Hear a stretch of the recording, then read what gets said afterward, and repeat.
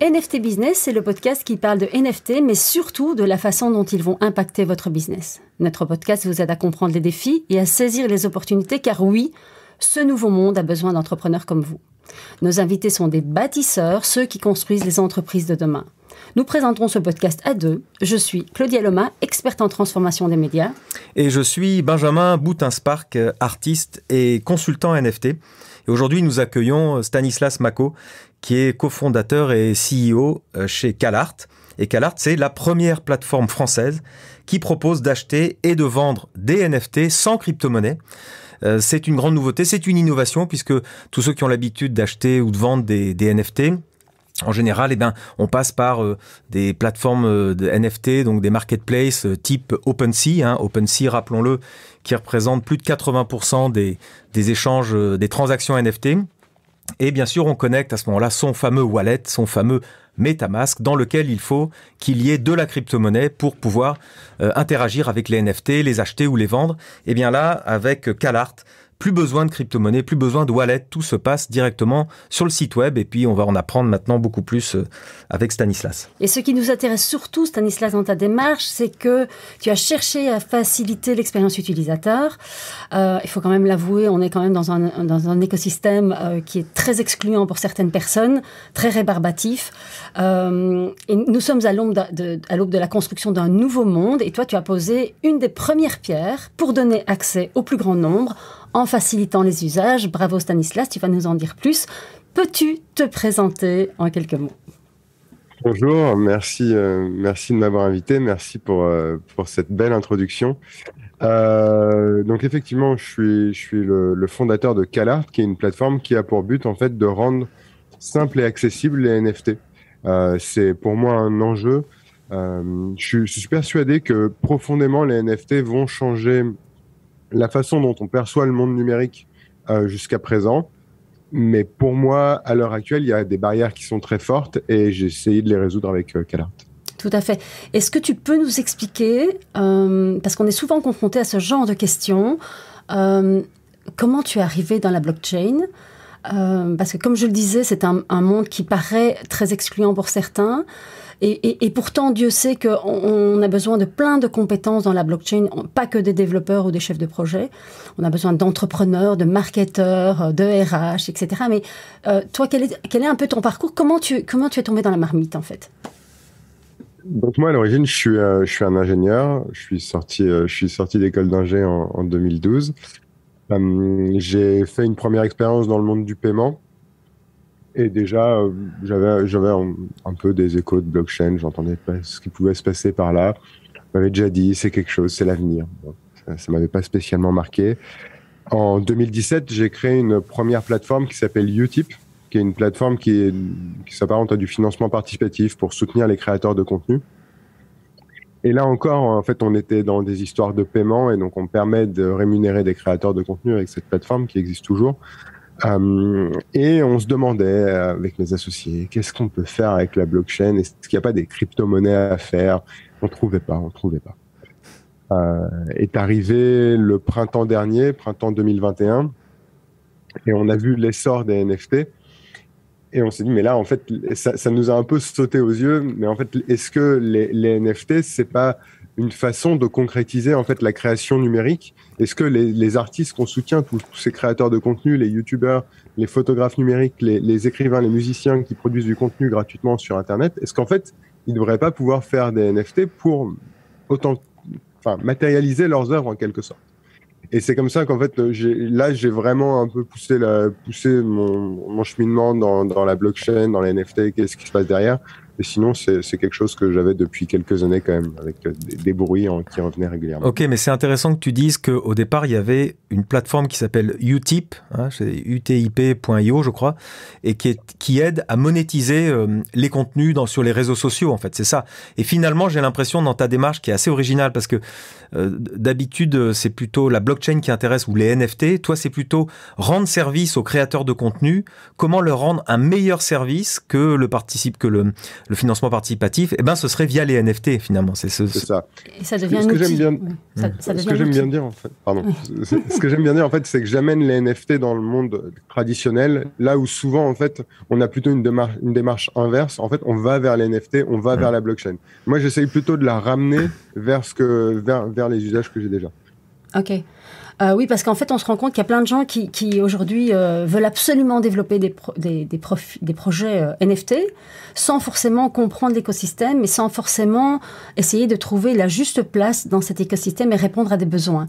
Et donc là, on a l'impression que tu es plutôt parti d'une compréhension des métiers des artistes et te dire, OK, est-ce que cette technologie peut servir ma cause? Et en fait, c'est vraiment ça. C'est pas utiliser la blockchain parce que c'est à la mode ou les NFT, parce que c'est tendance. C'est vraiment, ça répond à un besoin.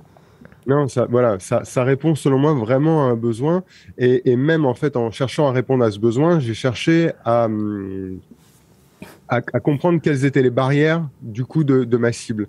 J'ai cherché à comprendre quelles sont les barrières des artistes, quelles sont les barrières des communautés qui sont derrière les artistes. Et en fait, c'est des gens qui sont quand même assez réfractaires aux NFT de base pour la plupart. Dans le monde des créateurs de contenu, il y a quand même aussi toute une vague. Il y a des gens qui sont très appétents vis-à-vis des NFT. Il y a aussi des gens qui sont vraiment... Enfin, le sujet des NFT est très clivant et soit on est dedans, soit on est contre, quoi. Mais il y a peu de juste milieu. Et donc, j'ai essayé vraiment de prendre tous ces points et de les accepter, de comprendre mes utilisateurs, d'accepter leur vision des choses, mais juste de trouver un produit qui corresponde à leur vision des choses. Donc effectivement, j'aime bien dire que CalArt a une démarche qui est éthique, par exemple, parce que ce qu'on cherche à faire, ça a un sens, en fait. On fait pas juste du NFT pour faire du NFT, on n'est pas la 15e, 20e plateforme de NFT. Oui. Non, on essaye de trouver on a une vraie mission. Mais est-ce que tu peux expliquer pour les auditeurs et très certainement pour les artistes qui vont nous écouter et qui sont peut-être réfractaires ou apeurés, peux-tu expliquer le lien, le cheminement, le process en fait? Où est la blockchain dans ton process et quelle garantie tu peux donner à l'artiste en fait par rapport à plein de points qu'on pourra développer plus tard, qui est la propriété intellectuelle, les royalties, etc. Mais la blockchain, elle se trouve où dans ton process? Pour moi, la blockchain se trouve à sa place, c'est-à-dire que c'est un endroit qui permet de stocker une information. C'est pas un endroit que j'utilise pour faire une transaction, par exemple, à la différence de beaucoup de plateformes de NFT où en fait les transactions sont faites directement à travers la blockchain. Nous, en fait, les transactions sont faites en euros et en dollars, donc sont faites sur le système bancaire traditionnel. Et la blockchain, elle est là pour stocker les NFT et en fait jouer son rôle de coffre-fort inviolable à durée quasi infinie, en tout cas on l'espère. Et en fait, elle est, selon moi, du coup, dans son rôle de stocker des informations et de permettre après de les transférer si besoin ou ce genre de choses. Ce qui veut dire je décorrèle vraiment en fait le monde de la transaction et le monde du stockage du NFT, qui sont pour moi deux mondes différents en fait. Ok, donc ça veut dire que si demain vous disparaissez, l'œuvre elle n'est pas chez vous, elle est sur la blockchain. Ouais. Donc elle ne vous appartient jamais en fait. Elle ne nous appartient jamais. Elle est stockée directement sur la blockchain, donc au moment du mint. Donc le mint, c'est le moment où on crée l'œuvre et au moment où on la met sur la blockchain. Elle est stockée directement sur la blockchain, d'abord dans le wallet du créateur. Ensuite, elle est transférée vers le wallet de l'acheteur. Parce que pour moi, c'est très important de garder cet esprit de blockchain. Et c'est pas parce que je simplifie le système que je ne dois pas en garder le fonctionnement et la rhétorique. Je suis attaché au fonctionnement de la blockchain. Je pense que c'est important qu'on respecte le fait qu'il y ait bien un wallet pour le créateur sur la blockchain, un wallet pour l'acheteur sur la blockchain. C'est pas un wallet de CalArt qui gère quoi que ce soit. C'est nous qui payons les frais de gaz, en revanche, parce que pour moi, c'est des choses qui sont compliquées pour les acheteurs, et donc c'est nous qui assumons ces frais-là. Qui fait le wallet qui fait le wallet? C'est nous. Alors voilà, oui, c'est la question intéressante, ça, parce que finalement, de manière transparente, un wallet est créé dès qu'un artiste propose ses œuvres sur le site CalArt. Automatiquement, un wallet est créé par vous de manière transparente, sans même que l'artiste ne s'en rende compte, puisque c'est fait sur vos serveurs. Et ce wallet va répertorier, héberger toute l'activité de ce créateur. Donc ça, c'est vraiment intéressant. Ça s'appelle un wallet custodial, je crois, dans l'univers de la crypto, de la blockchain. Et en fait, il y a une sorte d'accord tacite ou un accord contractuel entre CalArt et le créateur et l'artiste pour dire, nous allons vous créer un vrai wallet blockchain compatible, etc. Ça, c'est assez puissant parce que moi, je crois aussi beaucoup à ce modèle d'avenir qui est un intermédiaire. Vous êtes finalement des intermédiaires de traitement de l'information sur la blockchain finalement. Ça fait de vous, ça fait de vous une tierce partie. Alors on reparlera après de la décentralisation et les problèmes que ça peut poser, mais ça résout en tout cas beaucoup de réticences des créateurs qui n'ont pas envie de créer un wallet, qui ne savent pas, il faut aller acheter de la crypto, etc. Donc ce wallet, vous l'hébergez. Est-ce qu'il est défini par un droit? Enfin, il y a un avocat qui a travaillé là-dessus. Mais avant ça, Stanislas, est-ce que tu peux peut-être expliquer aux auditeurs et éventuellement aux artistes qui nous écoutent, le wallet, qu'est-ce que c'est? Quelle est sa fonction? Le wallet sur une blockchain, donc ce qu'on appelle un wallet, en français on va le traduire par portefeuille ou portefeuille électronique, et ça donne tout de suite un peu bien le contexte de ce que c'est. En fait, c'est un peu notre présence sur la blockchain. Sur la blockchain, on a un wallet, et dans ce wallet, on va avoir des crypto-monnaies, où on va avoir des différentes, ça s'appelle des smart contracts, donc différents types de NFT. Et c'est vraiment un peu notre besace, notre portefeuille, notre coffre-fort à nous, l'endroit où on stocke nos choses, nos objets ou nos monnaies dans la blockchain. Ok. Et donc ça, c'est vous qui le créez pour l'artiste. Voilà. Et l'artiste a accès à ça? Donc oui, en fait, lui, il a accès aux informations liées à ça. Est-ce que ça a été validé par des avocats? En fait, on a des premières versions de nos conditions d'utilisation qui ont été réfléchies, on va dire, avec des avocats. Elles n'ont pas été spécialement validées pour l'instant. Mais oui, en fait, je continue de discuter avec eux pour améliorer la pertinence, parce que il faut toujours plusieurs itérations pour réussir à avoir les mots justes et bien couvrir tous les cas, parce qu'on réfléchit à des cas au fur et à mesure du temps et il faut que ça rentre dans des cases, des conditions générales d'utilisation. Mais en tout cas, c'est quelque chose qu'on annonce et on était très transparent là-dessus. On ouvre un portefeuille électronique pour les gens qui créent un compte chez nous. Et après, en fait, on n'intervient en rien dans ce qui se passe dessus. On est des prestataires et des intermédiaires, mais c'est pas nous qui décidons de faire des choses. Tout ce qui est fait est lié à des événements qui se produisent sur la plateforme. C'est pas nous qui allons modifier les choses manuellement. Tout est automatisé et tout est très sécurisé. Tout à fait. Et tu es tombé comment dans le milieu de l'art? Parce que pour un ingénieur, c'est un peu loin, je dirais. Je pense que dans ma famille, on a depuis toujours un peu d'appétence pour l'art. J'ai un grand-père qui était photographe, donc j'ai toujours une sensibilité à l'art. Après, je pense que c'est aussi le fait de travailler avec des créateurs de contenu à longueur d'année depuis 2017 et de voir le travail et l'énergie qu'ils mettent et la technicité qu'ils ont pour créer du contenu. Je me suis rendu compte au fur et à mesure du temps qu'en fait, eux aussi étaient des artistes qu'on ne met pas vraiment en valeur, à qui on n'attribue pas ce grade. Mais pour moi, ils ont vraiment toutes les caractéristiques d'artistes. Et donc, en fait, je pense que je vis dans la création d'une manière générale depuis 2017 et le lancement de Utip. Et puis après, d'une manière générale, je pense que oui, c'est... mon passé familial. Tu as envie. En fait, ce que tu dis, c'est qu'avant, il y avait deux types d'artistes. Il y avait l'artiste qui peignait les aquarelles dans son garage le dimanche, et puis les artistes qui étaient en galerie avec une vraie organisation de développement de carrière.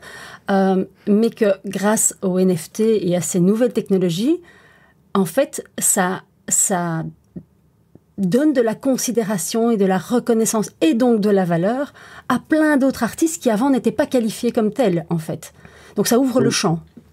Oui, pour moi, ça ouvre vraiment le champ des possibles et en fait, on en est vraiment à l'aune. Pour moi, il va y avoir une vraie vague de prise de conscience des gens qui créent du contenu sur Internet et qui mettent à disposition du contenu sur les réseaux sociaux. J'aime bien dire que les réseaux sociaux, pour moi, sont des musées à ciel ouvert. En fait, c'est vraiment un endroit où maintenant on vient mettre du contenu et plein de gens viennent le voir. alors c'est un musée qui est gratuit, enfin entre guillemets gratuit, hein, mais en tout cas où l'artiste lui ne gagne jamais d'argent ou très peu.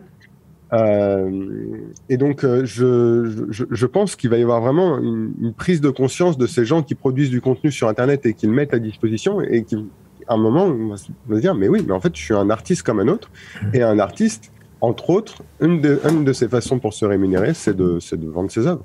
Et c'est normal, en fait. On n'ira pas reprocher à un on a vu ça, tu as raison, avec l'avènement des NFT, qu'on suit nous aussi avec Claudia de très près. On a vu l'avènement de deux choses. D'abord, des artistes qui galéraient depuis très longtemps, qui font des œuvres à la fois physiques mais aussi digitales, et qui n'arrivaient jamais à vendre leur travail digital depuis des années. Et d'un seul coup, avec les NFT, tout est monétisable. On peut vendre immédiatement sa création digitale. Et puis, j'ai vu l'émergence de créateurs, en fait, de gens qui n'avaient pas spécialement un instinct de créateur, mais qui se sont dit, mais finalement, je bidouille un peu mon Photoshop le week-end, je pourrais faire quelque chose de vraiment intéressant. Et j'ai vu des artistes émerger et faire des choses vraiment intéressantes dans le domaine des NFT. Mais ce qui est intéressant, c'est de raconter aussi, toi, où ça a amené de la valeur. En fait, je vais te laisser raconter, mais parfois, tu as un artiste qui, comme Benjamin, qui fait du travail préparatoire depuis des années, qui n'a pas de valeur. Puisqu'en fait, ce qui a de la valeur, c'est le tableau qui est vendu finalement dans une galerie. Donc, tout ce travail préparatoire, en fait, un jour, Benjamin m'a dit, mais c'est dingue, en fait, moi, j'ai des archives énormes, ça fait 15 ans que je peins, j'ai des archives énormes qui dorment sur des disques durs, et jusqu'à aujourd'hui, ça n'avait pas de valeur. Et en fait, ça a été le départ de la réflexion, du développement des NFT, et donc... oui, ce sont mes collages préparatoires en Photoshop. En fait, avant de peindre effectivement sur toile avec de l'acrylique, les collages, les tableaux sont préparés sur Photoshop. Donc c'est de l'art digital, un peu comme Monsieur Jourdain dans Molière, là, il faisait de la prose sans le savoir. En fait, je faisais de l'art digital sans le savoir. Et pour moi, ça n'avait pas de valeur d'ailleurs. C'était juste des collages préparatoires. Et d'un seul coup, le monde des NFT m'a réveillé en me disant, mais si, c'est du travail digital, c'est de la création. Et après, je me suis dit, je vais animer ça. Donc, j'en ai fait des time-lapse, des vidéos, etc. Je vois aussi pas mal de créateurs de tableaux, donc des artistes peintres ou des sculpteurs ou sculptrices, et reprendre leur travail physique et animer ce travail physique, soit le modéliser, soit animer dans des outils logiciels. Nous, là, on va avoir une artiste qui va venir vendre des œuvres sur CalArt, donc qui fait des toiles, mais de 2 mètres par 2 mètres ou 2 mètres par 3 mètres. Et elle me dit, mais moi, mes toiles, c'est un problème déjà pour les acheteurs, de savoir où est-ce qu'ils vont mettre la toile. Ils peuvent apprécier ma toile, mais ils peuvent ne pas avoir la place, parce que tout le monde n'a quand même pas 2 mètres par 2 mètres de disponible chez soi pour pouvoir afficher une toile, même si on l'apprécie. Et en plus, elle dit, moi, j'ai beaucoup de détails dans mes toiles. Et en fait, elle va sûrement faire des collections autour d'une toile. Il y aura la toile entière, mais aussi des blocs de la toile. Elle va être découpée en plusieurs pièces, parce qu'en fait, chaque bloc de la toile a un intérêt. Et en fait, on se voit du coup retrouver un intérêt particulier à découper une toile, déjà à pouvoir du coup avoir une toile qui est beaucoup trop grande et acheter une toile qui serait beaucoup trop grande à mettre chez soi. On peut l'acheter de manière numérique et c'est facile d'accès.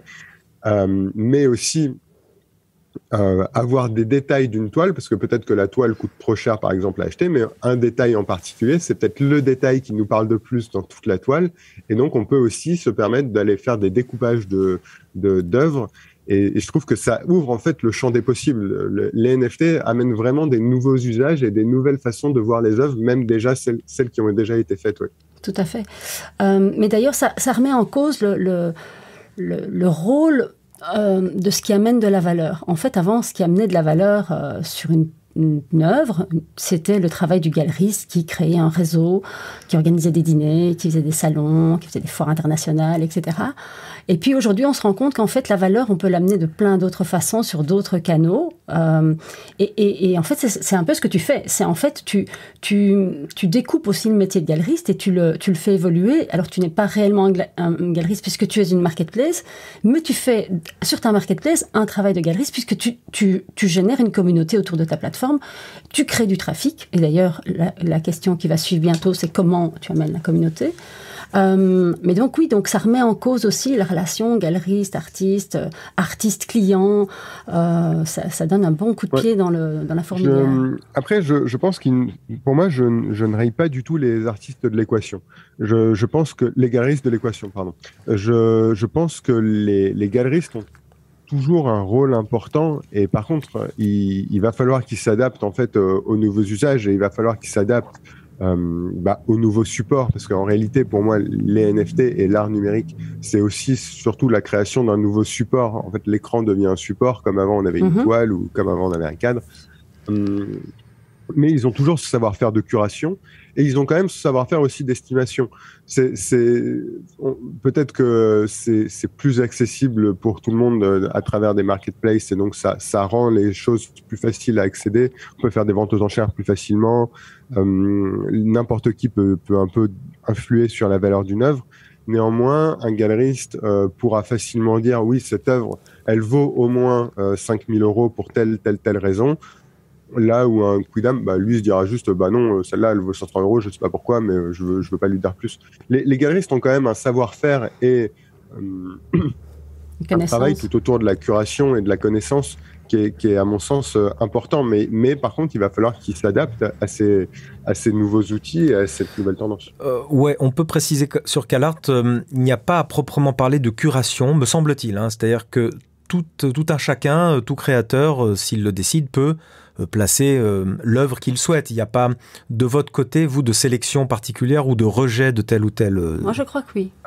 Alors, en fait, on choisit de mettre en avant certaines œuvres, mais il n'y a pas de curation à proprement parler dans le sens où on ne va pas rejeter une œuvre en disant non, celle-là, elle n'est pas jolie. Okay.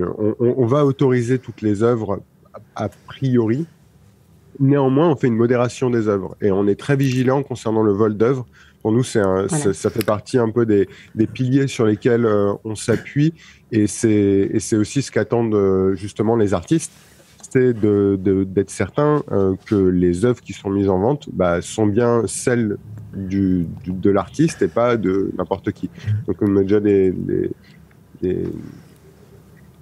déjà comment dire, je cherche un joli mot, mais des gens marrants probablement qui ont voulu mettre en vente des board apps ou des cyberpunk. Et là, c'est la communauté qui interagit avec vous et qui signale, je pense. Non, là, c'est nous, en fait. Nous, on est vigilants sur les œuvres qui sont mises en vente sur la plateforme et en fait, on les contrôle. On les contrôle à la mise en vente et lors de la clôture des enchères ou lors du mint, on refait une deuxième passe pour être sûr qu'on laisse rien passer. Alors, tu as raison de préciser ce problème qui devient immense. Moi qui suis les réseaux sociaux, les Discord de OpenSea, de beaucoup de places de marché, mais tous les jours, toutes les minutes presque, j'ai l'impression qu'il y a une alerte de la communauté via Twitter, etc., ou via les Discord, pour dire à OpenSea, pour dire à Foundation, pour dire à toutes ces places de marché, attention, il y a un petit rigolo, comme tu dis, un usurpateur, un pirate en fait, qui a fait un copier-coller d'une œuvre sur Instagram, qui l'a minté en disant que c'était lui l'auteur, tout simplement, et parfois ça marche. En vrai, on est vraiment dans la contrefaçon. Là, les derniers sujets que j'ai vu passer, c'est Picasso, c'est le Hermès avec le sac Birkin et une collection Birkin qui a été créée sur OpenSea. Mais ils s'arrêtent devant, enfin ils reculent devant rien les gens. C'est incroyable, d'aller dire que Picasso fait un NFT, mais alors ça encore. Alors quand c'est Picasso et compagnie, alors on les reconnaît. On voit que ça a été volé. Mais combien de créateurs qui sont sur Instagram, qui ont juste 1000 abonnés, des gens qu'on ne connaît absolument pas, se font piquer leur image et minter par quelqu'un d'autre en disant c'est moi l'auteur de cette image. Alors là, il faut que... Donc là, j'imagine que, vous voyez, c'est là où il faut faire intervenir la communauté très vaste de milliers de membres pour alerter en disant attendez, cet artiste, personne ne le connaît, mais moi je le connais, je sais que c'est pas lui, il s'est fait piquer son image en fait. Non, c'est très important pour nous et on a aussi un bouton signaler pour pouvoir justement faire de signalement quand on en a besoin. Et j'avais une question, quand l'œuvre, donc vous créez le wallet, donc vous mintez l'œuvre, elle est sur la blockchain, l'artiste lui il est toujours dans son atelier, il n'est pas intervenu si ce n'est qu'il a fait l'œuvre, est-ce qu'il est dépossédé de son droit intellectuel, de son... Donc cette œuvre, malgré le fait que ce soit vous qui l'ayez mis sur la blockchain, elle lui appartient toujours. Oui, c'est pour moi, c'est pour moi un élément essentiel et c'est le cas en fait pour n'importe quelle œuvre, même les œuvres traditionnelles. Vous pouvez vendre une œuvre, une toile et toujours en garder les droits d'auteur. et la propriété intellectuelle. Vendre une toile, pour reprendre le monde traditionnel, vendre une toile ne veut pas dire céder les droits. Okay. Ça veut dire céder un objet qui représente une image, mais rien de plus. Les droits et la propriété intellectuelle restent la propriété de l'artiste. Alors, on pourrait imaginer des NFT où la propriété intellectuelle est elle aussi cédée. C'est pas le choix qu'on a fait, nous, sur notre façon d'appréhender le sujet. On a fait le choix de considérer les NFT comme un objet, comme une toile, comme une photo. Okay. Donc, un objet à part entière. Oui, c'est la question. Claudia te pose cette question parce que nous, on nous la pose très souvent et je vois tout le temps ce genre d'interrogation qui est quid de mon image si j'utilise l'image de quelqu'un d'autre ou si je fais des références à d'autres artistes, d'autres peintres, etc. Comme tu précises, et faut le dire, le droit s'applique, le droit classique de chaque pays s'applique quand même sur les places de marché. J'imagine qu'en plus, là, ta plateforme est d'origine française, donc j'imagine qu'il y a aussi un droit français qui encadre les activités informatiques qui se passent dessus. Et il faut dire aux gens, rassurez-vous, il faut dire aux créateurs, si quelqu'un vous pique votre œuvre, votre image, vous avez des recours. Il y a des recours, le droit protège ça. Hein. Oui, mais c'est exactement les mêmes recours que si demain quelqu'un prend en photo votre œuvre dans un salon et derrière va en tirer des cartes postales, voilà. Vous avez exactement les mêmes recours. Enfin, je veux dire, il y a pas d'autre différence. Donc ça fait peur parce que c'est nouveau. Ça fait peur de mettre ses œuvres sur un site internet et de se dire mais tout le monde va me la voler. Il y avait ça, tu te souviens, au début d'Instagram, moi j'ai des amis créateurs qui disaient non, je mettrai rien sur les réseaux sociaux, on va me piquer mes images. Mais oui, mais c'est probable que ça arrive, mais après il y a des recours pour ça, il y a des moyens de se faire aider. Le but, enfin pour moi le but de tout ça, c'est juste d'avoir une existence sur Internet et en même temps les NFT au contraire en fait viennent renforcer ce sentiment de propriété, viennent bien dire non mais attends là si jamais tu es en train d'utiliser telle image et qu'en fait t'en es pas le propriétaire sur une blockchain, en fait t'es en train de faire des contrefaçons. Et c'est très probable que dans un futur assez proche, même les services d'impression vont commencer à se poser la question, mais est-ce que tu as bien un NFT qui correspond à l'image que tu es en train d'essayer de me faire imprimer? Parce qu'à partir du moment où Photoshop a un module qui permet de créer des NFT directement depuis Photoshop, c'est quel cas est-ce que Adobe a annoncé? En tout cas, je ne sais pas si le module est déjà déployé ou pas.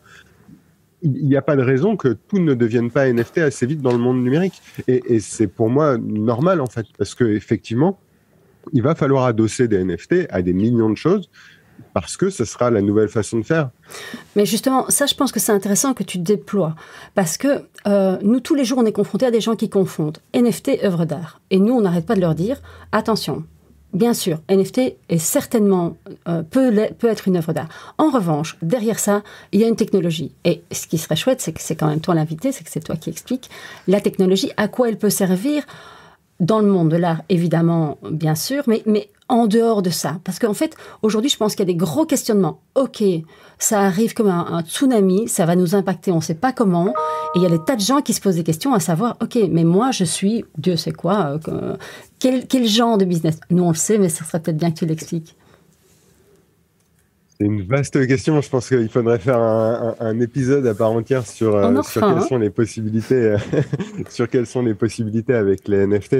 Je pense que, voilà, moi, la première que je vois, et je vais le redire parce que c'est la plus évidente pour moi dans le sujet de CalArt, c'est bien évidemment d'authentifier des œuvres et de, du coup, pouvoir donner un aspect un aspect matériel à une œuvre numérique. Okay. Donc, comme un objet, comme une toile.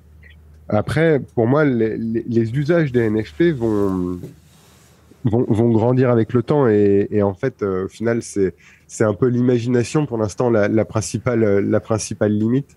Moi, de ce que je vois comme usage autour des NFT, il y a c'est les cartes à collectionner qui sont des choses assez classiques qu'on voit très bien, par exemple, avec Sorare. Je suis persuadé que beaucoup de marques vont se mettre à faire leur jeu ou leur collection comme ça de cartes. Mais je pense que par contre, là où il y a beaucoup de possibilités et à mon avis beaucoup d'avenir, c'est autour des communautés. Donc, par exemple, avoir un NFT qui symbolise l'appartenance à une communauté. Je pense aussi qu'il va y avoir des NFT, par exemple, pour les tickets. À mon avis, les tickets tels qu'on les connaît, qui sont des emails aujourd'hui, ce qui n'a aucun sens, parce que c'est quand même censé être quelque chose de sécurisé. En fait, les tickets vont avoir un avenir dans les NFT qui sera bien plus pertinent. Et en fait, on va pouvoir, en plus, très facilement pouvoir contrôler la revente d'un ticket ou ce genre de choses. Il y a des usages après sur tout l'aspect communautaire, être membre d'une communauté, être membre d'un fan club en quelque sorte, d'avoir son NFT lié à ça et des NFT de différentes catégories. Tout ce qui est lié à la certification, les diplômes. Je lisais un article qui disait que, ça m'a paru énorme, il faudrait que je vérifie ça, mais que 64% des diplômes dans le monde étaient des faux. Ça fait peur, bon, ça a l'air énorme. Mais en tout cas, oui, aujourd'hui, les diplômes sont certifiés grâce à la technologie des NFT. Mais c'est vrai que les diplômes pourraient être aussi... Enfin, de toute façon, même on le voit d'ailleurs, c'est déjà le cas, il y a des noms de domaines sur Ethereum qui sont des NFT. Il y a... L'identité pourrait très bien être un NFT. Il n'y a pas vraiment de limite à partir du moment où en fait on peut se dire que n'importe quel objet qu'on a l'habitude de côtoyer, n'importe quel élément, même non physique en fait, parce que c'est bien le principe du NFT, c'est de pouvoir caractériser quelque chose qui n'est pas physique. Donc on pourrait très bien imaginer que n'importe quoi devienne NFT.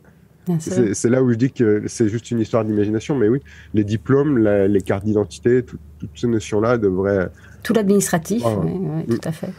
Donc, très intéressant. Concernant la blockchain, peut-être, on n'en a pas encore parlé, mais tout le monde connaît Ethereum, en tout cas maintenant, c'est quand même la blockchain star. Je lisais encore une statistique ce matin qui dit que, je crois, 70 ou 80% des NFT sont mintés sur Ethereum. Quelle est la blockchain? Est-ce que vous communiquez sur le type de blockchain que vous avez choisi pour adosser CalArt, pour développer CalArt, ou qu'est-ce que tu peux nous en dire déjà là-dessus?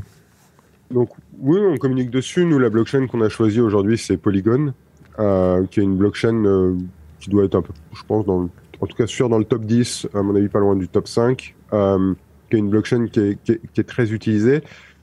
On a fait ce choix de blockchain qui n'est pas Ethereum pour deux raisons principales. La première, selon moi, c'est le fait qu'elle est, on va dire, Je me reprends, pardon. On a fait du coup le choix de la blockchain Polygon pour la raison de l'écologie. En fait, il y a tout un enjeu concernant la consommation d'énergie autour des blockchains. Il y a une étude qui était parue il y a quelques mois sur le fait que la blockchain Bitcoin consomme autant que l'Argentine. Bon. Je pense qu'il y a des caveats à ce genre d'études et qu'il y a probablement beaucoup de discussions pour comprendre les tenants et les aboutissants. Ce qui est certain en attendant, c'est que des blockchains fonctionnent sur un mode particulier où il y a une concurrence entre des centaines de milliers d'ordinateurs pour décider de qui va créer un bloc sur la blockchain, et d'autres blockchains en fait où ça tourne et où en fait il y a d'autres méthodes, d'autres mécanismes pour assurer la sécurité. Mais en tout cas, dans Polygon, en fait, il y a 92 serveurs qui tournent pour faire fonctionner la blockchain et créer des blocs. La consommation d'énergie entre 92 serveurs et des dizaines de milliers, centaines de milliers de machines n'a aucune incidence. Aucun rapport. C'est sans rapport. C'est sans rapport. Voilà, c'est pas sur la même échelle.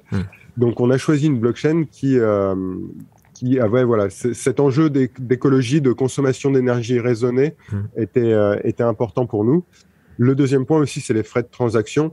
Nous, sur CalArt, on a des offres qui démarrent à 1 euro. S'il s'agit de payer 50 € de frais de transaction de gas fees sur Ethereum et 150 de mint fees pour faire juste pour vulgariser un peu, mais pour faire ces transactions, en fait, il faut payer du gas. C'est un péage. Des frais de transaction, on va dire. Voilà, il faut payer des frais de transaction pour pouvoir exécuter des monnaies sur les blockchains, pour pouvoir exécuter des actions sur les blockchains. Sur Ethereum, c'est très cher. Sur Polygon, c'est acceptable et c'est de l'ordre de quelques centimes. Donc, ça nous permet aussi d'avoir des prix plus accessibles. Rappelons aussi que Polygon est une sidechain aussi. Donc, c'est une blockchain qui peut marcher en parallèle même à Ethereum. Je sais que OpenSea maintenant propose aussi des solutions sur Polygon. Mais sans rentrer dans le détail, effectivement, les frais de gaz, donc les frais de réseau, tous les artistes sont très préoccupés par ça parce qu'ils sont extrêmement forts sur Ethereum. Parce qu'en fait, Ethereum est victime de son succès. Donc, il y a tellement de transactions, tellement de besoins en transactions que ceux qui entretiennent le réseau en profitent et augmentent les frais, évidemment. Et les frais de gaz sont payés donc par celui qui dépose son œuvre, qui mine son œuvre, et par celui qui achète. Ouais. Il y a deux payé frais. par Calart. Mais il y a deux types de frais. Il y a le mint et le transfert. C'est deux transactions différentes, deux actions différentes. Donc il y a deux moments où il faut payer. Et nous, tout est payé par Calart. Ok, donc ça, c'est pris sur ta marge bénéficiaire. Ok. Et en parlant justement de ton business model, est-ce que tu fonctionnes comme une galerie où l'artiste dépose une œuvre, vend une œuvre X, 100 € par exemple, et toi tu marges entre 50 et 60%. Comment ça marche en fait? Si c'est 50 pas... et 60%, j'aimerais bien, non, mais Oui. nous on est sur 15%. On prend 15% de commission sur les transactions qui s'exécutent sur la plateforme. Donc en fait, on prend donc si l'œuvre est vendue 100, on reverse 85. Et par contre, sur les ventes suivantes, en fait, pour la première vente, il y a 15% pour nous. Sur les ventes suivantes, il y a 10% pour le créateur et 5% pour nous. Okay. En fait, on garde toujours cette notion de 15%, mais on applique le droit de suite, le fameux droit de suite qui revient un peu à la mode, entre guillemets. Oui, les fameuses royalties qu'on peut coder dans le smart contract. Donc les NFT peuvent avoir dans leur code intrinsèque un royalty, donc une pourcentage qu'on touche, que l'artiste touche à chaque revente entre collectionneurs. Qui n'est pas la même chose que le droit de suite, parce que je pense que le droit de suite, c'est pour les œuvres au-delà de 10 000 €, je pense. Donc là, c'est un autre principe, mais peut-être que tu peux l'expliquer pour les auditeurs. Le droit de suite, alors tel que je le disais, le droit de suite est quelque chose qui existe en fait déjà dans le marché de l'art traditionnel, oui. Qui fait partie du contrat de cession d'une œuvre en fait. Sauf que dans le marché de l'art traditionnel, c'est très difficile d'aller dire que l'artiste va aller frapper à la porte de son acheteur pour lui dire hey, « Est-ce que tu as toujours mon œuvre ? Ah, je contrôle. Non, ah non, tu n'as plus mon œuvre. Ah, tu dois me verser le tant de pourcents qui a été prévu dans le contrat. Ouais. » Alors que quand c'est fait directement avec un NFT, avec un smart contract, tout est traçable même dans la blockchain. Donc, on sait très facilement où se situe l'œuvre et à quel moment l'argent doit être reversé au créateur. Moi, j'aime bien utiliser le terme droit de suite parce qu'en fait, ça revient exactement au même phénomène que les royalties. C'est l'idée qu'à chaque transaction, l'artiste touche de l'argent. Mais après, le droit de suite existe dans le marché de l'art traditionnel et juste dépendant du contrat qui est signé avec l'acheteur. Oui, mais précisons que droit de suite, c'est un texte législatif qui existe dans le droit français, donc c'est vraiment la loi qui s'applique, alors que les royalties sur les NFT, c'est totalement une décision privée. Hein. C'est Calart qui avez décidé de dire, on donne, alors je sais pas, vous avez décidé 10 ou 15% de royalties. Nous, du coup, c'est 10. Voilà, 10%, vous avez décidé que ce sera 10% et vous le codez dans le contrat, dans le smart contract, donc le bouquet qui est un logiciel, un bout de code informatique qui circule sur la blockchain, mais c'est important de le préciser. Moi, j'ai une question aussi sur les acheteurs. On a parlé des artistes, mais alors l'acheteur, lui, il peut acheter des NFT sur Calart avec une carte de crédit, une simple carte de crédit, et il y a aussi PayPal, je sais plus. Oui, il y a aussi PayPal, oui. Voilà, il y a aussi PayPal. Et donc, automatiquement, un wallet est créé aussi pour l'acheteur. Et puis, si moi, j'achète sur Calart, moi, il se trouve que j'ai un MetaMask, je peux demander à Calart que le NFT soit transféré sur mon wallet. Hein. Exactement. En fait, nous, l'idée vraiment, c'est de, encore une fois, rendre le NFT simple et accessible à tous. Le but du jeu, c'est que on pose le moins de questions possible dans le parcours d'achat et que les choses se déroulent le plus classiquement possible, j'ai envie de dire, dans le parcours d'achat. On est en train d'acheter un NFT, très bien, l'enchère se déroule, ou si c'est un achat direct, l'acquéreur est tout de suite propriétaire de son œuvre.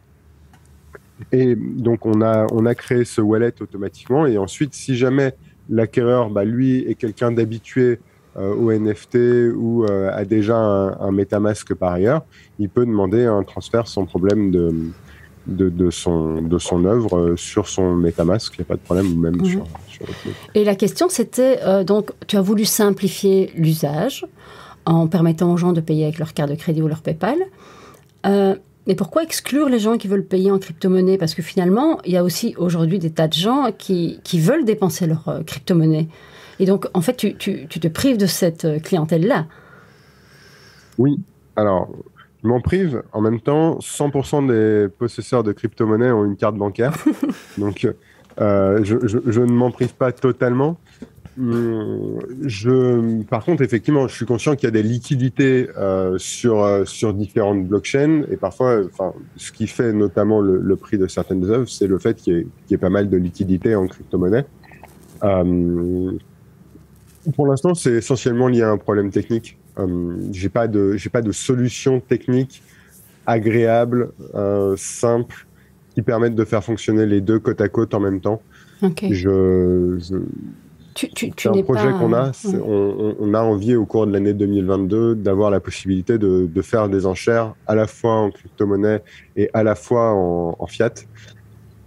Donc les fiat, c'est les devises traditionnelles. Ouais, les monnaies fiat. Ouais. Voilà. Donc en fait, c'est technique. C'est pas que tu es contre les crypto-monnaies. Non, je suis pas contre les crypto-monnaies. Après, je pense qu'elles sont un frein, par contre, et elles sont une barrière à l'entrée pour les NFT. Et en fait, aujourd'hui, les gens peuvent comprendre ce que c'est un NFT. Par contre, se dire il va falloir passer par une crypto-monnaie et donc en fait convertir ces euros, les voir disparaître dans une monnaie dont la valeur fluctue à la seconde près en permanence. Donc d'aller mettre ça sur une plateforme, je pense que c'est trop d'étapes et c'est trop de changements d'un coup. Alors on peut aimer ça et on peut avoir un peu le goût du risque et on peut aimer un peu cette expérience, ce côté où on va se dire oui, je suis en train de faire quelque chose de nouveau, je suis un aventurier, c'est exaltant. Après, je pense que la majorité des gens ne sont pas forcément de cet avis-là, sont plus à vouloir juste utiliser des outils simples qu'ils ont l'habitude de connaître et en fait plutôt avancer pas à pas. Et à mon avis, c'est plus simple d'avancer pas à pas en commençant par les NFT et ensuite en allant peut-être vers les crypto-monnaies que d'abord de commencer par des crypto-monnaies. Exactement. On sait pas trop ce qu'on va en faire parce qu'on ne pourra pas acheter sa baguette avec. Donc, qu'est-ce que je vais faire de mes crypto-monnaies? Bon, je vais essayer d'aller acheter des NFT, je sais pas trop comment ça se passe, je comprends pas, etc., etc. Oui, et puis tu as raison. D'ailleurs, j'y avais pas pensé, moi qui ai effectivement un wallet et de la crypto et j'achète beaucoup de NFT en crypto. Finalement, sur CalArt, et j'y suis allé une dizaine de fois, j'ai vu il y a des créations, mais je me dis s'il y a un créateur qui vraiment m'intéresse sur CalArt, s'il y a quelque chose que je veux vraiment acheter, alors effectivement, moi je n'aurais aucun frein à mettre mon PayPal ou ma carte de crédit et ensuite à demander à CalArt, comme tu dis, en un clic, de simplement récupérer mon NFT sur mon wallet comme j'ai l'habitude de le faire. Et finalement, je dirais peu importe la crypto, c'est pas tellement ça qui compte, c'est la création, c'est l'art, c'est la beauté de l'objet en fait, si on a envie. Voilà. Moi, je m'adresse vraiment à l'origine. Enfin, mon objectif, c'est quand même de m'adresser un peu au grand public, mais du coup, à la fois au grand public en termes d'acheteurs, mais aussi en termes de vendeurs. Moi, je veux que demain, les gens qui ont l'habitude de créer du contenu de manière numérique, donc des photographes, des musiciens, même des écrivains, du coup, des dessinateurs, des vidéastes, aient la possibilité de vendre leurs œuvres comme n'importe quel artiste. Et c'est en fait cette immense masse d'artistes qui m'intéresse.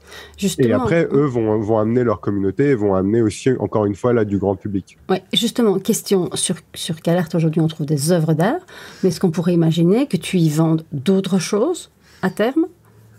Musique ou qu'on fait place de concert ou...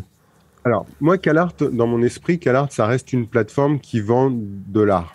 C'est un peu dans le nom et c'est un peu ma volonté. On aime bien dire que sur CalArt, on a des œuvres numériques uniques. Ça fait un acronyme ONU qu'on n'aime pas trop, mais l'idée est là. C'est une œuvre en fait numérique qui est unique et qui se veut être celle-là, comme on pourrait avoir, je sais pas, une peinture qui sera unique. C'est vraiment le but de CalArt. Après, du coup, on a Utip à côté qui bénéficie aussi de notre savoir-faire qu'on accumule dans les NFT. Et donc, sur Utip, là, on va bientôt avoir aussi la possibilité de vendre des objets physiques et d'adosser un NFT à un objet physique.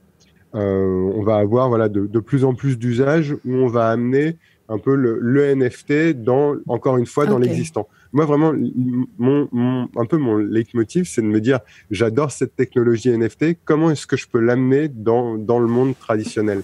plutôt que de devoir faire la démarche inverse. Alors, les auditeurs ne te voient pas, mais nous, on te voit et quand tu parles, on a l'impression que tu fais des vases communicants. Donc, NFT, technologie, usage quotidien et objets physiques ou objets numériques. Donc, oui, tout ça se mélange. C'est un peu deux mondes parallèles aujourd'hui. Donc, j'essaye de les ramener ensemble plutôt que de les laisser séparer et de se dire qu'il faut faire de naviguer entre les deux. J'essaye de les rassembler. Super intéressant. Nous, on avait une question sur ta stratégie de développement, parce que c'est lié aussi au développement de la communauté. Donc j'ai lu que tu avais fait une belle levée de fonds, mais plutôt sur... Enfin, c'est pas sur Calart, ta levée de fonds? C'était sur Utip. Ouais. Donc voilà, je ne sais pas si c'est une question bonus, Joker plutôt. Non, c'est pas une question de Joker. La stratégie de développement, elle est en revanche complexe. Le chemin est étroit et je marche dessus comme étant à la cime d'une montagne. L'aspect communauté, effectivement, est un point qui est important. Nous, en fait, on a l'habitude, via Utip, notre expérience, en fait, c'est de travailler avec les communautés des créateurs. Donc, en général, c'est les créateurs qui sont un peu notre porte-parole et c'est les créateurs qui ramènent sur notre plateforme leur audience. Parce qu'en fait, ils vont dire, voilà, j'ai ouvert mon profil, là, pour prendre l'exemple de Utip, du coup, j'ai ouvert mon profil Utip, vous pouvez venir me soutenir sur la plateforme, etc., etc. Sur Calart, en fait, on a à peu près la même démarche initialement, c'est de se dire, nous, en fait, on va trouver des créateurs, des gens qui font du contenu de qualité, et on va les inciter, en fait, à communiquer auprès de leur communauté, qu'ils mettent en vente leurs œuvres et que c'est un nouveau moyen aussi de les soutenir. Non seulement, en fait, on peut collectionner des NFT et on connaît beaucoup les NFT aujourd'hui parce que c'est intéressant de les collectionner, mais moi, en fait, j'ai aussi envie d'utiliser les NFT comme étant un moyen de soutenir les créateurs. Et donc, en fait, on compte vraiment un peu sur cet effet de ruissellement, en quelque sorte, où parce qu'on va parler à un créateur, ce créateur va parler du système, ça va faire un peu un effet de bouche à oreille, qui est extrêmement efficace et c'est comme ça qu'on a vraiment grandi avec Utip. Donc c'est un modèle qu'on essaye de réappliquer. Après c'est quand même assez compliqué. Je trouve qu'aujourd'hui c'est pas assez satisfaisant. On a lancé la plateforme il y a 3 mois. Je pense que ça pourrait être plus efficace de ce point de vue-là. Mais donc du coup il y a toute une nouvelle offre qu'on est en train de créer à côté de ça, qui est tout un service aux entreprises, en fait, où on ne s'adresse plus uniquement aux créateurs, on s'adresse aux sociétés qui ont elles aussi des besoins vis-à-vis des NFT. Et en fait, on essaye de les accompagner dans la création de NFT, donc dans la mise en œuvre de NFT, soit sur Calart, soit en marque blanche, soit à travers tout un système d'API qu'on est aussi capable de développer pour leur permettre de créer des NFT facilement, pour leurs adhérents, pour leurs membres, pour leurs clients. Attends, c'est intéressant ça. Quand tu dis marque blanche, ça veut dire qu'une entreprise, donc tu mets ta technologie au service d'une entreprise. Mais quel genre d'entreprise, par exemple? Par exemple, je discute avec une maison d'édition qui possède une marque de BD, disons, ou disons une marque de BD. De livres thématiques, quoi. Et il voudrait décliner tout un univers en NFT.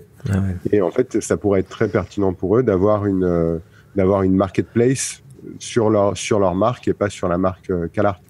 Ça peut être aussi dans le monde du gaming, être une marque de jeux vidéo qui veut faire des NFT autour d'un tournoi, par exemple. Plutôt que d'aller sur une plateforme qui n'a pas qui serait tierce, ils pourraient très bien avoir leur propre plateforme qui aurait les fonctionnalités de Calart, mais avec tout leur code couleur, leur environnement et leur identité. C'est génial ça, je pense qu'il va y avoir une énorme demande de ça. Moi je vois arriver déjà beaucoup de questions là-dessus, genre des galeries avec qui je suis en contact ou des centres d'art qui se disent est-ce que je dois développer ma place de marché ou est-ce que je dois m'adosser à les grandes, les plus connues, les OpenSea et compagnie. Et je pense que donc Calart vous proposez en marque blanche, c'est-à-dire qu'en fait on utilise votre technologie, la fluidité du site Calart, le paiement en carte Visa, etc. l'expertise, oui. L'expertise, mais tout ça sous ma marque, enfin sous la marque d'une entreprise. En revanche, quand tu dis créer les NFT, vous n'avez pas de studio graphique. Aujourd'hui, si moi je veux faire des belles images, je peux pas demander à CalArt. Non, nous, on est vraiment sur la technique. Ouais. On s'occupe de la technique, on s'occupe pas du graphisme pour l'instant. Mais c'est pas mal parce qu'aussi aujourd'hui, on se rend compte que les musées se posent beaucoup de questions. Ils disent non, mais nous, on est financé par l'État, donc le but, c'est pas de faire de l'argent, mais quand même, ils cherchent des financements. Donc, c'est un peu ambivalent ce discours. Et donc, ils ne viendront jamais sur une plateforme comme CalArt parce que ce sont des institutions. En revanche, tu pourrais développer une plateforme type CalArt sous le nom, prenons un exemple très connu, Musée du Louvre, avec développement de NFT, donc la technologie du développement du NFT, de la marketplace où du coup il pourrait y avoir des ventes et des achats et des ventes. C'est pas mal du tout ça, en fait. Et ça pourrait même sortir du secteur de l'art, donc. Ça veut dire que moi, je suis collectionneur, je vends des grands vins. Pour le coup, les deux exemples que je vous ai donnés sont en dehors de l'art. Mais dans le monde de l'art, moi, je veux même juste, vous le disiez, les galeries. Les galeries, en fait, auraient tout intérêt aussi à avoir. Elles pourraient très bien, pour le coup, les galeries pourraient très bien aller sur des marketplaces qui existent déjà, mais ou alors une très grosse galerie, une très grosse maison de vente aux enchères pourrait vouloir avoir sa propre plateforme. Oui, et imaginons, extrapolons un peu, la maison Cheval Blanc, les vins d'exception, je veux vendre mes bouteilles d'exception adossées à un NFT via une plateforme marketplace, tu prends le client ? Ah, moi, je prends tous les clients. D'autant qu'il y a aussi la possibilité de faire des NFT en bons d'échange. C'est-à-dire que je vois ça dans le retail. Il y a plusieurs sites qui font ça. C'est-à-dire que tu achètes le NFT d'un t-shirt, alors tu le vois tourner en 3D, et puis le jour où tu veux récupérer ton t-shirt physique, donc à ce moment-là, il te l'envoie par FedEx, et le NFT est brûlé, en fait. Le NFT est détruit parce qu'on a échangé son NFT contre un produit physique. Oui, mais du coup, ça se fait de plus en plus. Et même là, j'aime bien aussi les NFT dans le cadre des préventes. Parce que dans les préventes, c'est un peu frustrant, en fait. On reçoit quoi? On reçoit un email. On a dépensé parfois plusieurs dizaines, voire centaines d'euros. Et on a juste un email qui confirme qu'on a bien dépensé de l'argent pour une prévente. C'est génial, mais du coup, il ne se passe pas grand-chose. Je trouve qu'avoir un NFT qui correspond à cette prévente a une valeur. D'autant plus que du coup derrière il y a un petit jeu de spéculation qui peut exister aussi parce que il y a certainement, si c'est une prévente, il y a forcément a priori un sentiment de rareté. Donc on peut très bien imaginer qu'il va y avoir des reventes de cette prévente. Il y a toujours une part de l'argent qui continue d'aller au créateur. Donc en fait ça bénéficie au créateur d'une certaine manière. Donc ça fait le jeu du projet. Et à un instant T, il y a une date qui est définie et celui qui est propriétaire du NFT à la date qui est définie, a la possibilité d'avoir le produit. Et si jamais il l'a acheté 2 fois plus cher que celui qui l'a acheté dès le début de la prévente, c'est que celui qui était au début de la prévente a bien joué son coup. Donc je trouve que la prévente est intéressante. Et même aussi, je discute par exemple avec un bijoutier qui fait des bijoux sur mesure. Donc il conçoit toute la modélisation 3D avec le client. Et en fait, il a envie de donner un NFT de cette modélisation 3D. Comme ça, en fait, le client aura déjà sa bague, par exemple, ou son collier qui sera modélisé. Il pourra quand même en profiter d'une certaine manière. En tout cas, la montrer ça dans les dîners ou dans les discussions. Dire, regarde, j'ai acheté cette bague, je viens te l'avoir, j'ai le NFT. Et en fait, avoir le bijou 1 ou 2 mois plus tard. Ouais, toi, tu as une demande aussi, c'est par rapport à un projet immobilier. Hein oui, j'ai ça aussi, des modélisations. En fait, j'ai beaucoup de modélisations de montres aussi, ou même de maquettes d'immeubles, maquettes d'appartements, etc. Et en fait, c'est le double digital. Ce que tu dis, c'est vraiment important parce que on parle des métaverses. Tout le monde dit l'avènement des métaverses. Alors, ça va mettre 1 an ou 10 ans. Ça, je sais pas. À mon avis, un peu plus. Enfin, peut-être 2-3 ans. Mais dans les métaverses, on retrouvera son double. À la fois nous, en tant qu'avatar, et on retrouvera ces objets en double. Moi, je pense que, comme tu dis, le bijou, la bague, on l'aura dans le monde physique, mais on sera très heureux de l'avoir dans le monde virtuel, en métaverse. Et il sera adossé à un NFT, évidemment. Ouais. Sûrement, mais encore une fois, moi, je crois vachement aussi au phénomène inverse, c'est-à-dire le NFT qui vient dans le monde réel et en quelque sorte, en fait, qui est un... oui, je suis possesseur d'un... Ça se voit dans le luxe, hein. il y aura Vuitton, je crois, est déjà bien avancé sur le sujet des NFT, mais on va avoir un phénomène où en fait l'authenticité d'un objet sera validée par un NFT qui est numérique, oui. et les certificats de propriété, d'une manière générale, les certificats d'authenticité seront plus ou moins liés à chaque fois à des NFT, et qu'en fait, quand il y aura une cession d'un sac Vuitton ou d'un sac Hermès, en fait, il faudra faire le transfert du NFT avec, parce que c'est ça qui fera foi pour l'acte d'authenticité. Oui, tout à fait. Moi, j'avais une petite question par rapport aux utilisateurs sur CalArt. En fait, c'est comme un site, j'imagine que tu as un Google Analytics. C'est quoi le trafic aujourd'hui sur CalArt? Il y a beaucoup de monde? Je ne parle pas forcément des ventes, je parle du trafic. Il n'y a pas assez de monde. Il n'y en aura jamais assez. Il n'y en aura jamais assez. Il n'y en aura jamais assez. Non, ça dépend. En fait, ça dépend. C'est très irrégulier parce que ça dépend en fait de la façon dont communiquent les créateurs. Donc en fait, par moment, on va avoir des pics de plusieurs milliers de personnes qui peuvent arriver parce que je discute avec des créateurs parfois qui ont plusieurs dizaines de milliers d'abonnés. Donc ça peut faire du trafic assez vite, mais en temps normal, on va dire plusieurs centaines ou quelques milliers, mais c'est pas assez conséquent encore aujourd'hui. C'est pour ça que je crois aussi beaucoup au développement côté B2B et offre de services aux entreprises. Combien d'œuvres d'art, a priori, à l'heure où on parle, sur CalArt? De vente en cours? Non, disons d'œuvres disponibles que l'on peut regarder. Ouais, de vente en cours, oui.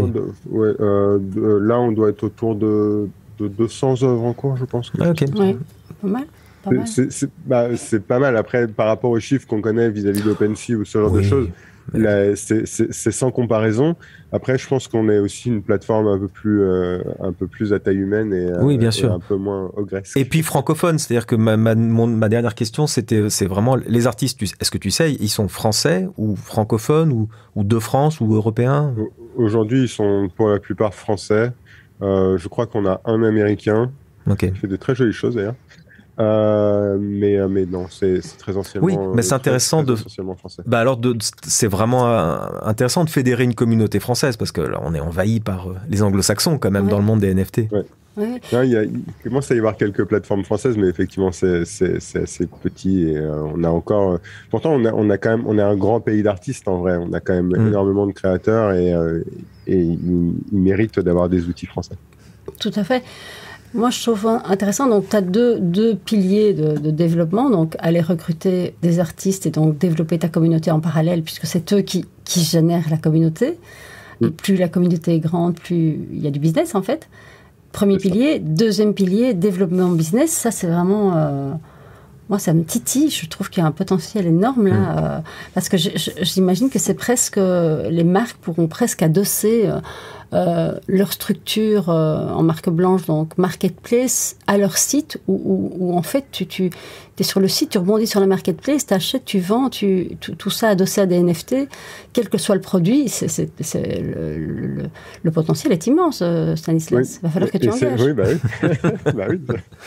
Tu engages d'ailleurs, non? Est-ce que tu engages d'ailleurs? Pas nous, mais... Est-ce qu'on recrute? Oui. Oui, à la communication actuellement. Ah ouais. Bon, bah alors on lance un appel. On lance l'appel. J'ai déjà 2 personnes qui arrivent normalement à la communication. Je vais peut-être pas pouvoir en accueillir plus. Voilà. Mais oui, en fait, parce qu'il y a beaucoup de travail de pédagogie en fait. Enfin, moi, je crois, comme je l'ai dit depuis le début, je crois vraiment, et je pense que je le montre, je crois vraiment à cette technologie. Mais par contre, il faut beaucoup communiquer, il faut beaucoup de pédagogie, amener vraiment le grand public à comprendre quels sont les... Enfin, non, en fait, c'est juste leur permettre de comprendre que c'est pas du vent. C'est pas parce que c'est pas palpable que c'est pas du vent. Et d'ailleurs, les gens qui nous écoutent ne sont pas en train de nous toucher. Et pourtant, on n'est pas du vent. Et on est bien là. On est bien en train de parler et on est bien en train d'échanger. C'est pas parce que c'est numérique que ça n'a pas de valeur. C'est pas parce que c'est numérique que ça n'existe pas. Le numérique fait partie de notre vie. Il faut l'accepter. Mais par contre, il faut beaucoup de pédagogie pour l'amener délicatement. Oui, mais toi, tu es le fondateur de CalArt, enfin le dirigeant, enfin le CEO, comme on dit, et tu te mets en avant, on te voit sur beaucoup de médias online, mais tu n'hésites pas à aller au front, comme on dit, à vendre ce que tu as fait, CalArt. Et donc, on met très vite un visage sur CalArt. Et je trouve que c'est un plus par rapport à toutes les plateformes que l'on connaît. C'est rassurant. C'est rassurant, ouais. Il y a quelque chose de plus humain, finalement. Et je pense que le grand public a vraiment besoin d'être rassuré parce que, alors, c'est moins fort qu'avant, mais dès qu'on touche à la crypto-monnaie, la blockchain, c'est vraiment, les gens se rendent compte qu'en fait, ça va les impacter, qui vont devoir s'adapter, mais la nature humaine est en fait, ils sont quand même réfractaires, et donc quand on est réfractaire, on est dans ses peurs, et quand on a peur, qu'est-ce qu'on fait ? On connaît les 3 principes, où on agresse, on fouille ou on fait le mort, et en général les gens sont assez, je ne vais pas dire agressifs, mais sur la défensive. Sur Twitter, si ça agresse. Ouais. Oui, bien sûr. Mais moi, je parle des vrais rapports dans la vraie vie. Les gens, on se rend compte qu'ils ont besoin d'être rassurés. Et comment on rassure les gens ? En faisant de la pédagogie, en vulgarisant et en expliquant les enjeux, ce qu'on essaye de faire nous ici sur le podcast. Et ce qu'on aimerait aussi développer, c'est l'aspect sécurité. Je le répète sur chaque podcast, parce qu'on sait à quel point c'est un monde où on est responsable de ce qu'on fait, en fait, de l'argent qu'on gère ou des NFT qu'on gère. Donc voilà, ça sera un des points. Et ça, c'est un point, Benjamin, je crois que t'en parlais tout à l'heure, un peu le côté sombre, si je peux dire, de CalArt, c'est qu'effectivement, on centralise des choses, du coup. Ouais. Là où la blockchain et la force de la blockchain, c'est la décentralisation. Nous, au final, on se retrouve à centraliser, déjà à gérer les wallets, ce qui est une responsabilité énorme et d'un point de vue sécurité, quelque chose de très important pour nous. Mais on se retrouve aussi à centraliser les transactions. Alors ça, en réalité, centraliser les transactions, toutes les plateformes, toutes les marketplaces le font, en fait, in fine. Parce que c'est très dur d'aller effectuer une transaction décentralisée sur la blockchain sans passer par une plateforme. Donc, en fait, oui, nous, les enchères, du coup, sont centralisées. Mais bon an, mal an, ça, c'est quelque chose qu'on pourrait un peu avoir sur toutes les marketplaces. En revanche, effectivement, gérer les wallets, c'est un devoir. C'est quelque chose qu'on prend très à cœur, auquel on fait très attention. Mais je pense aussi que c'est une forme de sécurité pour les débutants. Il y a quand même beaucoup de dangers dans un monde décentralisé, parce que par définition, il est décentralisé, donc en fait, il n'y a personne pour corriger vos erreurs. Et c'est vrai que du coup, en fait, c'est à la fois entre guillemets, quelque chose d'incohérent, faire de la centralisation et détenir les wallets, de permettre d'accéder aux wallets de nos clients, c'est quelque chose d'un peu parfait dans l'idée de la blockchain, mais en même temps, c'est aussi une forme de sécurité pour des gens qui sont débutants et qui ne connaissent pas les sécurités nécessaires qu'il faut mettre en œuvre pour gérer son wallet, qui ne connaissent pas comment fonctionne un MetaMask. En fait, c'est aussi les protéger de pouvoir se faire pirater, parce que nous, je dirais pas qu'on est parfait, mais en tout cas, on fait de notre mieux pour connaître les choses et s'assurer de la sécurité. Et des histoires de piratage, j'en entends tous les jours. Et pas qu'auprès des débutants. Donc, la vraie question derrière ça, c'est la centralisation, c'est le fondement de la blockchain, des blockchains, ok. Mais sur les usages, est-ce qu'on peut être décentralisé? Il y a 2 choses. Il y a la technologie et les usages. Et sur les usages, quand on voit que même des super pros aujourd'hui se font hacker leur wallet, on est quand même bien content dans ces cas-là d'avoir des tiers de confiance qui garantissent... alors, tout ça est encore en train de se mettre en place, mais j'ai envie de dire, oui, de rebondir sur ce que tu dis. Non, c'est pas que les débutants. Non, c'est pas que les débutants, parce qu'en plus, vu les sommes en jeu, ça attise beaucoup de convoitises. Oui. Quand on sait que telle ou telle personne a un wallet qui possède un board app ou quelque chose comme ça, ça peut vite le motiver, à essayer de le pirater. Donc oui, ça attise beaucoup de convoitises. Et en plus, les gens qui ont un board ape, comme tu dis, le revendiquent haut et fort sur Twitter. Donc, ils sont immédiatement identifiés comme NFT addicts. Ouais. Très, très intéressant, Stanislas. Est-ce que tu as quelque chose à ajouter auquel tu tiens, qui serait important pour toi?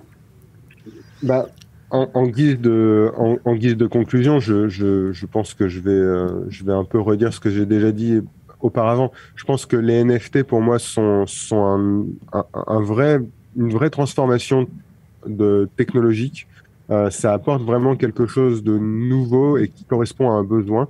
Et je cherche en fait à faire en sorte que ce besoin soit adressé au mieux et le plus simplement possible en prenant en compte l'expérience utilisateur comme on en avait un peu parlé. Je cherche à le faire à la fois pour les créateurs et ceux qui produisent déjà du contenu, mais aussi pour les entreprises qui, elles aussi, doivent s'adapter à ces nouveaux changements. Ouais. Super. En tout cas, c'est une bonne conclusion. Ouais. Impeccable. Passionnant. Merci beaucoup d'avoir accepté. Merci à vous. Voilà. Ouais. Et donc, on va s'adresser aux auditeurs parce que c'est vrai que nous, on est des grands écouteurs de podcasts. Et à chaque fin de podcast, on entend les présentateurs qui disent « On a vraiment besoin de votre aide, il faut nous donner des avis sur Apple Podcasts, Spotify, etc. » Et chaque fois, moi, je négligemment, je sais pas, je zappais cette partie. Et là, on vous demande, chers auditeurs, de ne pas zapper parce que c'est tellement important quand on lance un podcast de remonter dans les algorithmes. Et on ne peut pas le faire sans vous. Donc, on vous demande vraiment de nous soutenir en allant cliquer sur les petites étoiles, en mettant des avis, en partageant par tous les canaux possibles notre podcast, parce qu'il vise à aider les gens à comprendre ce nouveau monde et à pouvoir se connecter avec les entrepreneurs que nous mettons en avant, parce que c'est eux qui construisent le monde de demain. Et c'est vous qui allez vivre dans ce monde. On vous embrasse tous bien fort. On vous souhaite une excellente fin de journée. Et à bientôt. À bientôt. Au revoir. À bientôt. Au revoir.